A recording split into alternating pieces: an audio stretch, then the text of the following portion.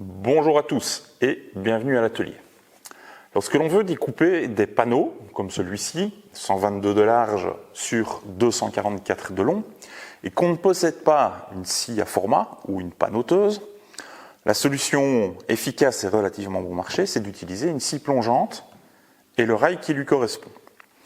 Alors j'ai ici un rail qui fait 140 cm, qui conviendra parfaitement pour effectuer des coupes en tronçonnage de mon panneau en une seule fois.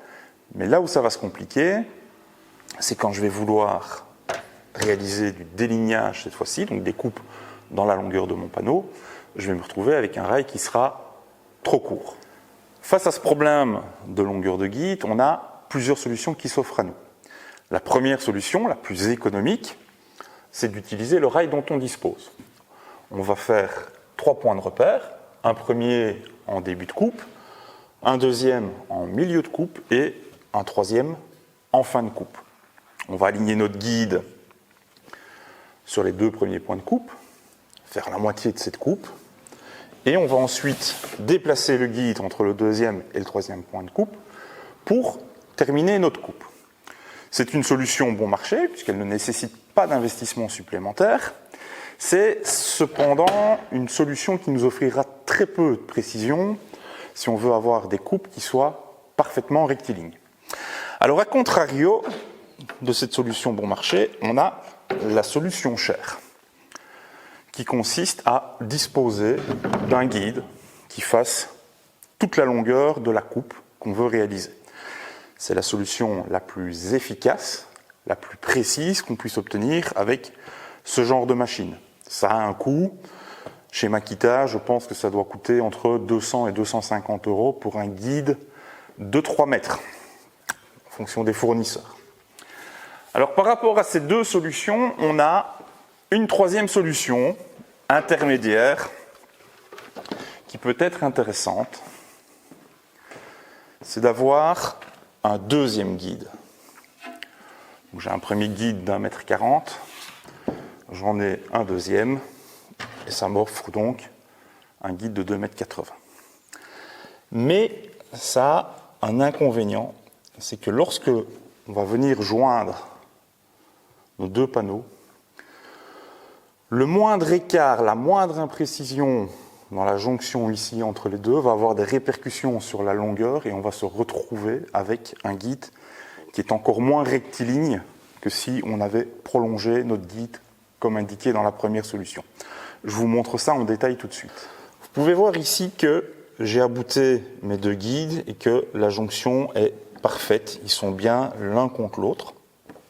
En revanche, si je viens avec une autre règle, que je l'applique contre mon premier rail, eh bien, vous pouvez voir que mon guide, le deuxième, il s'écarte de ce premier rail et on a ici au bout presque 1 cm d'écart.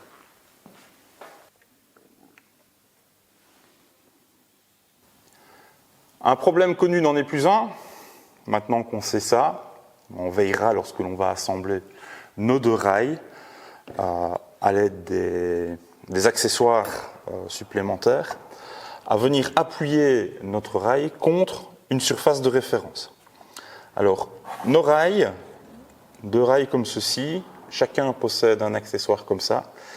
On va en utiliser un qu'on va fixer dans le rail qui est ouvert vers le haut et un deuxième dans le rail qui est ouvert cette fois-ci vers le bas pour permettre d'avoir un bon assemblage qui soit rigide au niveau des 2 rails.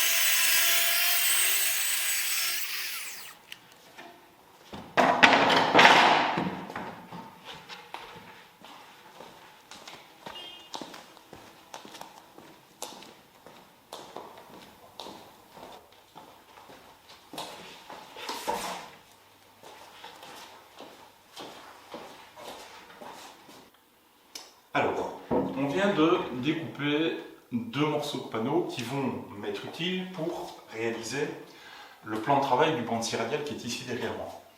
Alors c'est bien sûr une réalisation que vous aurez l'occasion de voir dans l'ensemble dans une vidéo à apparaître prochainement sur la chaîne, mais c'est aussi un projet pour lequel j'ai voulu filmer pas à pas chacune des étapes de la réalisation de ce projet, avec les explications et comment je pratique. C'est un projet où on commence bien sûr par une conception. Pourquoi un banc de scie radial dans mon atelier? Pourquoi telle dimension? Pourquoi tel assemblage? Comment faire pour faire un montage qui soit propre, efficace, précis, durable dans le temps? Et j'ai voulu faire la réalisation de ce projet en utilisant ma scie radiale et qui bien sûr n'avait pas elle-même de banc de scie radial. Alors c'est un projet qui fait plus d'une quinzaine de vidéos. Donc je ne vais pas vous en dire trop aujourd'hui. Si le projet vous intéresse, je vous invite à vous abonner à la chaîne et à activer la petite cloche pour être tenu informé de la sortie prochaine de ce projet. En attendant, on va se retrouver à côté dans l'atelier de charpente où je vais de nouveau découper un morceau de panneau, mais cette fois-ci en utilisant un seul rail et donc en ayant un rail de scie qui sera trop court. Alors notre morceau de panneau ici, on va le couper avec un seul de mes 2 rails, donc il va être trop court pour le découper dans la longueur. Alors je vais donc commencer par mettre des points de repère là où je vais couper mon panneau.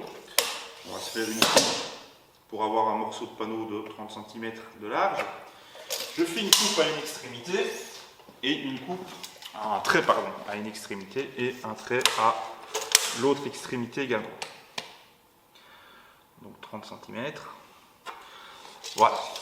Étant donné que je ne vais pas pouvoir relier ces 2 traits sur mon panneau avec un seul des rails, il va falloir faire un deuxième trait environ ici, à la moitié de mon panneau.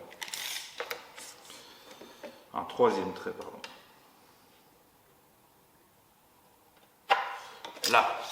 Et je vais donc disposer mon guide sur ces 2 premiers traits et faire ma coupe en suivant ces 2 premiers traits.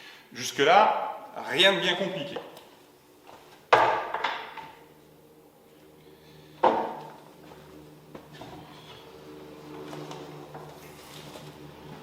Je positionne ma scie plongeante sur le rail.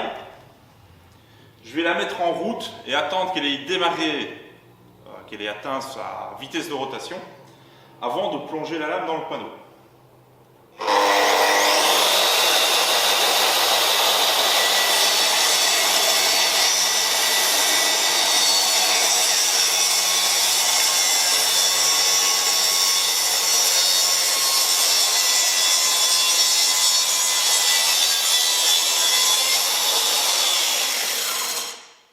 Là, une fois qu'on a fait cette première coupe, on va déplacer le guide.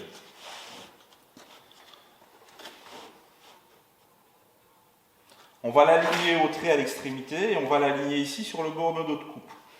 Et puis je vais venir remettre ma machine sur le guide et je vais plonger la lame dans la fente de sciage que j'ai ainsi faite, sans faire tourner la machine, pour être sûr de disposer ma machine et mon guide à l'endroit où je m'étais arrêté.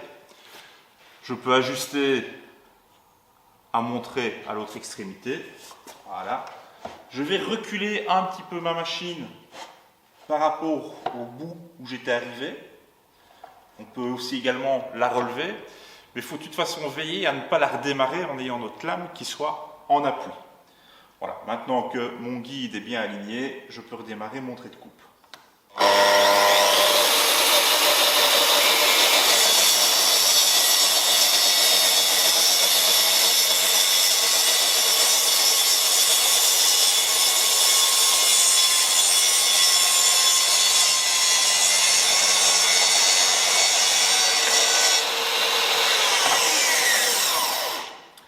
Et voilà, c'est pas beaucoup plus compliqué que ça à faire. C'est pas la méthode la plus précise, la plus efficace pour avoir une rectitude parfaite. Bien que, en passant ma main ici, je ne sente pas d'accroche, même pas un petit relief ni quoi que ce soit. Donc ça reste ce qu'il y a de plus efficace quand on n'a qu'un seul guide. Okay. Le mieux, c'est au minimum d'avoir 2 morceaux et de pouvoir les ajuster comme je l'ai expliqué dans le début de la vidéo.